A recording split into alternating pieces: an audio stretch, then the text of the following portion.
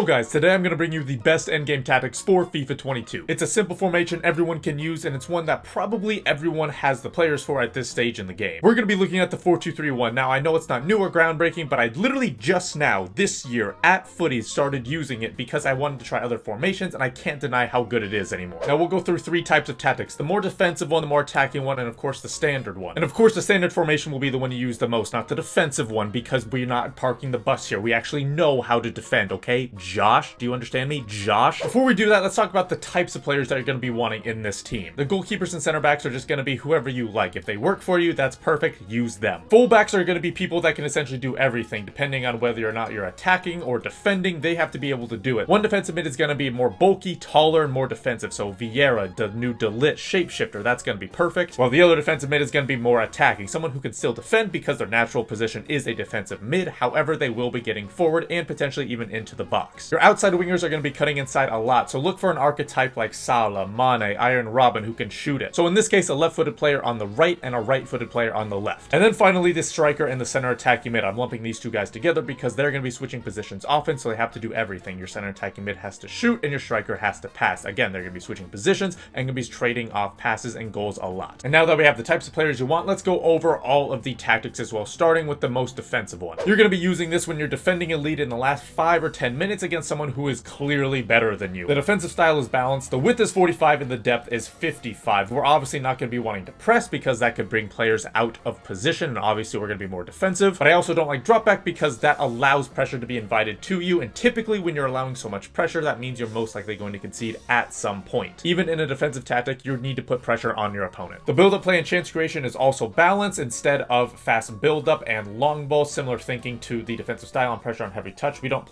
want players out of position, and so with fast build-up and long ball, they will typically find themselves way further forward than they need to be, and obviously we don't want that because that could lead to a counterattack on us. And again, that's the same thing for chance creation. With forward runs and on direct passing, they're going to be more further forward than you would like, which again could lead to a counterattack on you. Width is at 40, players in the box at 5, corners and free kicks, you can do what you want, but I would recommend putting them at 1 so then you don't have many players forward. And now for the instructions for the defensive tactic. The center backs are going to be on default everything, while the goalie's on comes for crosses and sweeper keeper. That's going to be what we will have for every other tactic as well. The left and right backs, I'm sure as you could guess, are going to be on stay back while attacking. We need a more defensive base so that if we're playing someone that we undeservedly have a lead against, that way we have more defensive support. The more defensive mid is going to be on stay back, man mark, cover center, while the other defensive mid is going to be on man mark, cover center, but is going to be on balanced attack. Again, if we have the opportunity for a counter attack, then we need to do it so then we could put the game to bed. Your center attacking mid is going to be on stay on the edge of the box for crosses. That way he's not getting in the way of the strikers or mucking up the area at all. Your wingers are going to be on comeback on defense, again to add defensive stability, and then your striker is going to be on get in behind, stay forward. Again, we have get in behind and stay forward in case we are able to counter, so then hopefully we can score a goal and put the game to bed. Now let's move on to the attacking tactic. You're down a goal, last 5-10 minutes. This is what you want to switch to in that scenario. So again, it's only for the dire situations, not when you're only down 1 goal in the 15th minute. We have constant pressure, width is at 40 and depth is at 75. Obviously we want the depth higher, so then hopefully we can stop them earlier on, and then we want constant pressure so then we can get the ball, because believe it or not, if you have the ball,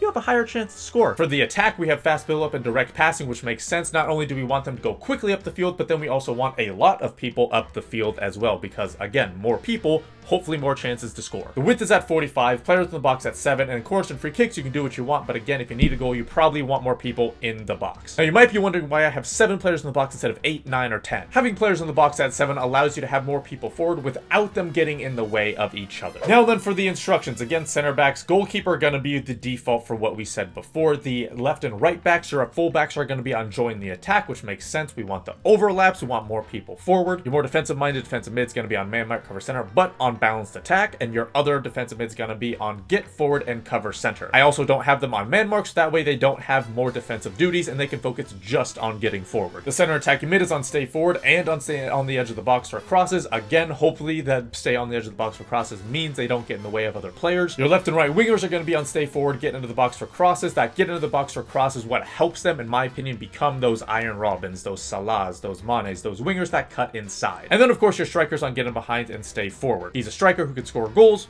We want him in the box. so he can score goals. Now let's move on to the tactics that you're going to be using for the vast majority of the time, the more balanced one. So defensive style is going to be on balance, width is at 40, depth is at 65. Now you could put the defensive style on press on heavy touch. I think that's a good one to use. Now it could obviously lead to you being counterattacked more, and if you're not good defensively, then definitely stay on balance. The build-up play is on balance, and then the chance creation is on direct passing. I've used fast build-up, I've used long ball. I don't really like that because the players get forward more, especially your left and right backs. They get further forward than the strikers because good attacking AI, EA. And that's why we also have direct passing on and not balance, because on balance, they just stand around not making any runs, whereas direct passing forces them to make runs. I'm not saying direct passing is perfect or that it's good every single time, but it just forces them to move a little bit more because, again, the attacking AI in this game is just so goddamn awful. Width is at 45, players in the box is at 6, and corners and free kicks, you can obviously do whatever you want to do there. I've always liked players in the box at 6. I feel as though that's a solid kind of balance, but a more attacking way to do it. I've talked about it in previous videos. 6 is pretty much the default that I use for a standard tactic. Finally, let's talk about the instructions. Again, the center backs and goalkeeper, we already went over. The left and right back is just going to be on default everything. This is where the fullbacks that can do everything come into play. We talked about the defensive and the attacking tactics. If they have to go forward, they can. If they have to defend, they can. In this case, they are going to be doing both. So again, they have to be essentially good at everything. The more defensive-minded defensive mid is going to be on stay back, man mark, cover center. So in this case, Delit is perfect in this case. And then your other defensive mid is going to be on get forward and cover center. Now, this is also a box-to-box player like Mateus. They are still defensive mids. That's their natural position, but I want them getting forward so then they could provide overloads for us in the midfield. Your center attacking mid is going to be on stay forward, stay on the edge of the box for crosses, and then your striker is going to be on getting behind, stay forward. Again, these two guys are going to be switching positions a lot, so that means your center attacking mid has to be good at shooting and passing, as does your striker. Meanwhile, your wingers are just going to be on get into the box for crosses, but then just the basic defensive support. Again, we want them to act like Manes, Salahs,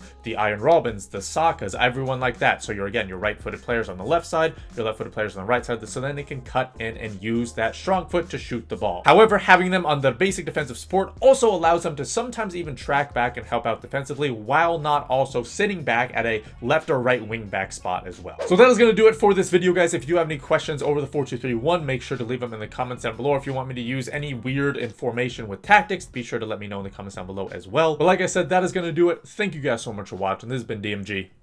Peace.